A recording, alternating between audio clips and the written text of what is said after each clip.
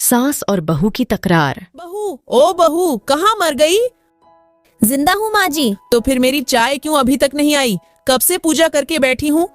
ला रही हूँ माँ जी। बहू चाय के साथ नमकीन बिस्कुट भी ले आई। सास ने कहा। मैदा खिलाकर क्या मारोगी? बहू ने कहा। ठीक है माँ जी, ले जाती हूँ। सास ने कहा। रहने दे, अब बना दिया है तो खा लेती हूँ। माँ जी मुझे सब्जी लेने जाना है, मैं जाती हूँ। दोपहर के खाने का वक्त हुआ। सास ने फिर आवाज लगाई। कुछ खाने को मिलेगा? बहू ने आवाज नहीं दी। सास फिर चिल्लाई। भूखे मारोगी क्या? बहू आई, सामने खिचड़ी रख दी। ये क्या है? मुझे इसे नहीं खाना। बहू ने कहा। आपको डॉक्टर ने दिन में खिचड़ी खाने को कहा है, खाना तो पड़ेगा ही। हाँ, तू मेरी माँ बन जा। बहू फिर मुस्कुराई और चली गई। आज इनके घर पूजा थी।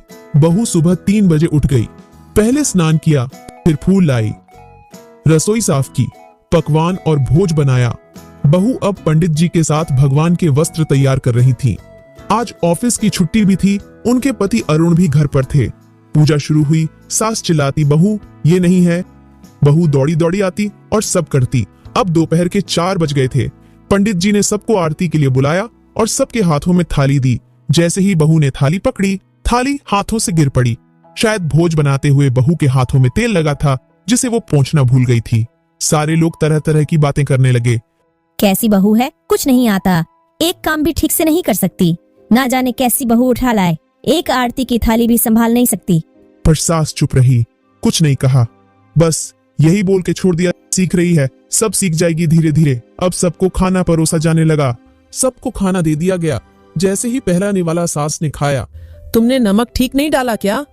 एक काम ठीक से नहीं करती, पता नहीं मेरे बाद कैसे ये घर संभालेगी।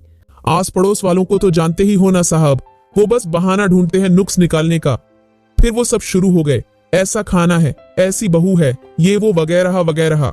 दिन का खाना हो चुका था। अब बहू बर्तन साफ करने लग गई। रात में जगराता का कार्यक्रम रखा गया था। बहू ने भी 1-2 गीत गाने के लिए स्टेज पर चढ़ी। सास जोर से चिल्लाई, मेरी नाक मत कटा देना, गाना नहीं आता तो मत गा, वापस आ जा। बहू मुस्कुराई और गाने लगी। सबने उसके गाने की तारीफ की, पर सास मुंह फुलाते हुए बोली, इससे अच्छा तो मैं गाती थी जवानी में, तुझे तो कुछ भी नहीं आता। बहू मुस्कुराई और चली गई। अब रात का खाना खिलाया जा रहा था।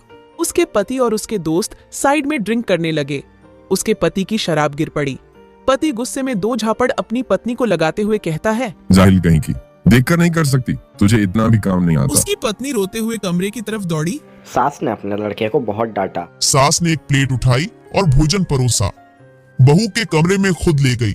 सास को भोजन लाते देखा तो बहू ने कहा, अरे माँ जी, आप क्या कर रही हो, मैं खुद ले लेती।